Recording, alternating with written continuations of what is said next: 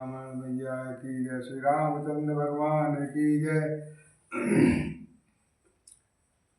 सुनहु प्राण प्रिय भाव की जी का, देहु एक बार भगत ही टीका।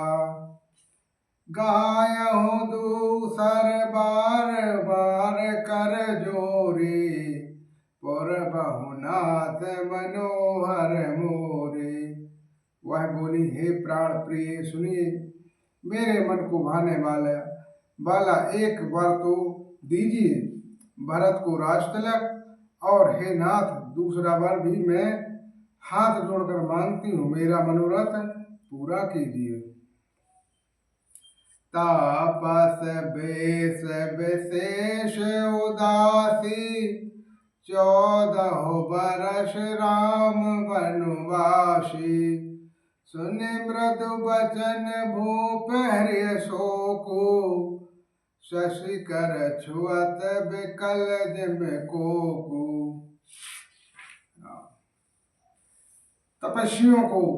तपस्वियों के भेष विशेष उदासीन भाव के और राज्य कुटुंब आदि की ओर से भली भांति उदासीन होकर विरक्त मुनियों की भांति श्री राम 14 वर्ष तक वन में निवास करें।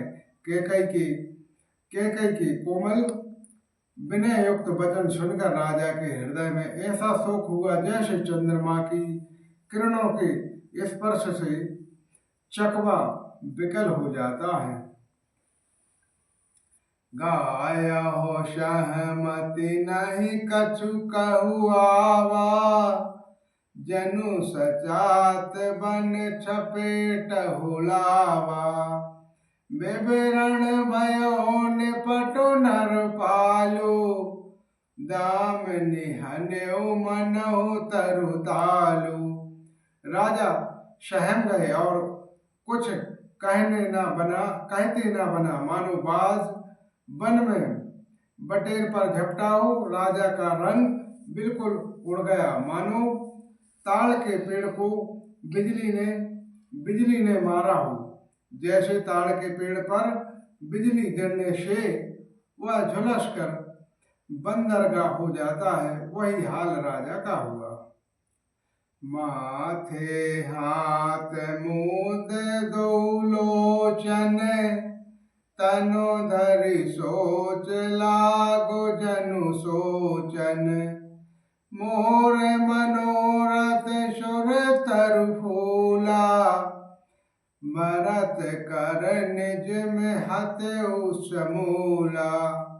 माथे पर हाथ रखकर दोनों नेत्र बंद करके राजा ऐसे सोच करने लगे, मानो साक्षात सोच ही शरीर धारण कर सोच कर रहा हो। वे सोचते हैं, हाय मेरा मनोरथ रूपी कल्प वृक्ष फूल चुका था, परंतु फलते समय कैकई ने हथनियों की तरह उसे जड़ समेत उखाड़ कर नष्ट कर डाला हो। अवध उजाड़ की नहीं कैकई, दीन सी अचल विपत्ति की।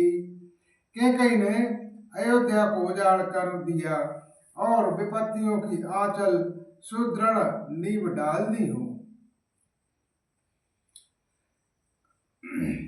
कब ने अवसर का भयो, गावहु नारी विस्तास। जोग सिद्ध फल समय जिमि, जातहि अविद्या नाश। लखन श्री रामचंद्र की जय। उमापति महादेव की जय। पवन सुत हनुमान की जय। इस अवसर पर क्या हो गया, स्त्री विश्वास करके मैं वैसे ही मारा गया जैसे योग की सिद्ध रूपी फल मिलने के समय योगी को अविद्या नष्ट हो कर देती है।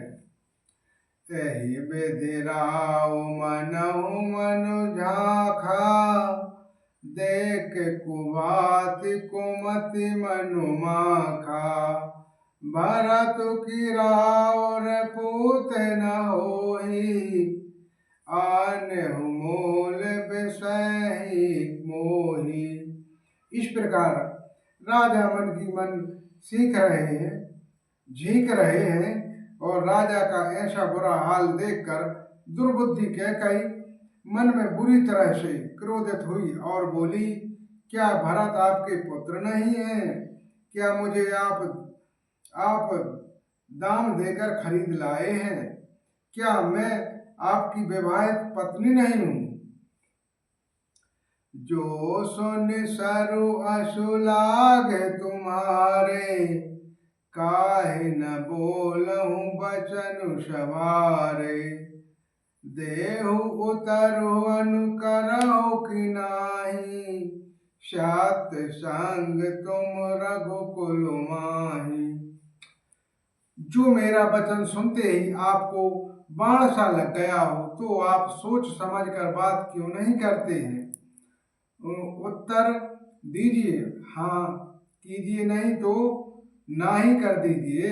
आप रघुवंश में सत्य प्रतिज्ञा वाले प्रसिद्ध हैं।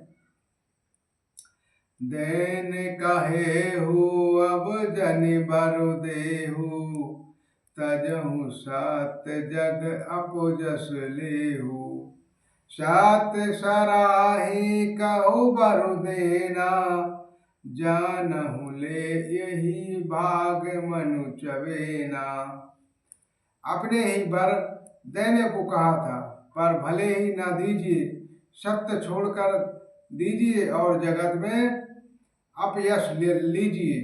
सत्य की बड़ी सराहना करने पर वर देने को कहा था, समझा था कि वह चबेना ही मांग लेगी। चे बलि जो कछु भाषा, तनु धनु तजेहु बचन मनु प्राखा। अति कटु बचन कहतु के कई, मानहु लोर जोर पर दे है।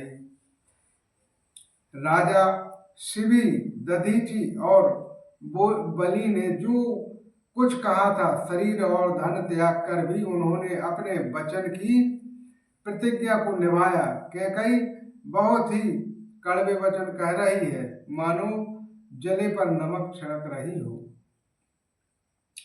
धर्म धुरंधर धीर धरे, नयन अघारे राय। सिरु धनु लीन उषास अशी, मारे सुमोहि कुठाह लखन सिया रामचंद्र की जय। उमापति महादेव की जय, पवन सुत हनुमान की जय। धर्म की धुरी को धारण करने वाले राजा दशरथ जी ने धीरज धरकर नेत्र खोले और सिर धुनकर तथा लंबी सांस लेकर इस प्रकार कहा कि इसने मुझे बड़े कठोर मारा, ऐसी कठिन परिस्थिति उत्पन्न कर दी है जिससे बच निकलना कठिन हो गया है। बोलो श्री रामचंद्र भगवान की जय। श्री रामायण मैया की जय। सत्य सनातन धर्म की जय। श्री बलरामचंद्र की जय।